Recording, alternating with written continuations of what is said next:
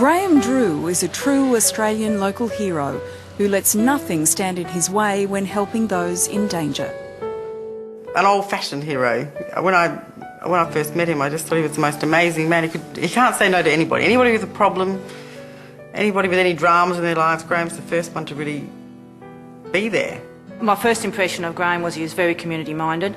The community was always first, his family was always first. Whatever he could do to help people out, that was what his main aim was. But in 2003, Graham's world was turned upside down when his nephew Nathan was swept away.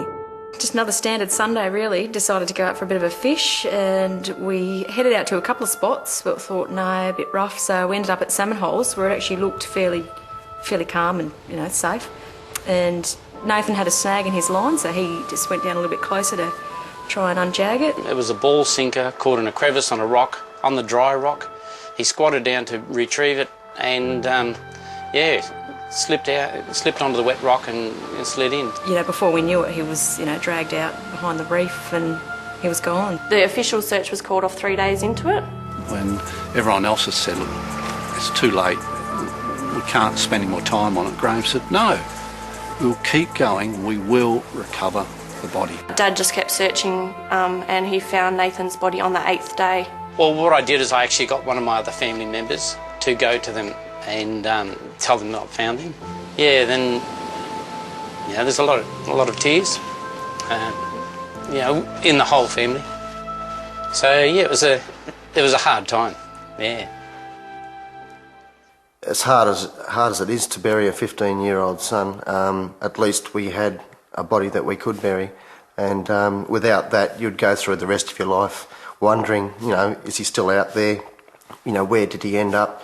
And that must be a horror for anyone that gets lost at sea, that they never get a body back. If there'd been something on the rocks to assist him in any flotation, there's a good chance he'd still be here today. So not long after we decided, look, we've got to do something about safety, coastal safety. There's been a lot of lives lost in this area and all the way along our West Australian coast. The way to do that was to form a trust with the objective of coastal safety. And then I thought of the silent sentry. Put a cage on the rock, we've got 3 floats in it. It gives someone 3 chances of rolling the floats down to the rock to someone that's in the water. And if we can just give that person flotation in the water, you've greatly improved the chances of survival. We've had 2 lives to save. One was a schoolboy that was washed in, and his mate was on the rocks and rolled him a couple of floats. Boy managed to grab it, but when we spoke to him afterwards, he said he was going down. And this is only after 10 minutes in the water. But it's not just the silent sentry system that saves lives. The Nathan Drew Trust also provides self-inflating life vests for free. We bought 30 vests initially, and they were working good.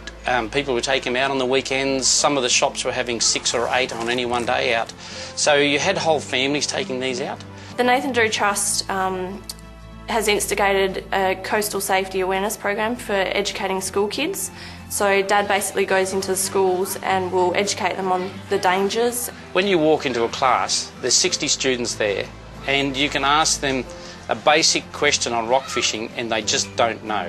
And after 2 hours, they understand it, they know it. So we need to do something to educate all of the children in Australia. And that is something I'm passionate about. Graham is basically one of the driving forces behind the Trust Fund, and it's through his commitment to it that it keeps it going. The whole of Albany is really behind what he's doing, and it's just so impressive. Everyone you speak to has always got a really good thing to say about it, and what he's done is really quite unheard of, so it's great. To me, Graham is a well-motivated, driven and very, very sincere person. His heart is really in the right place.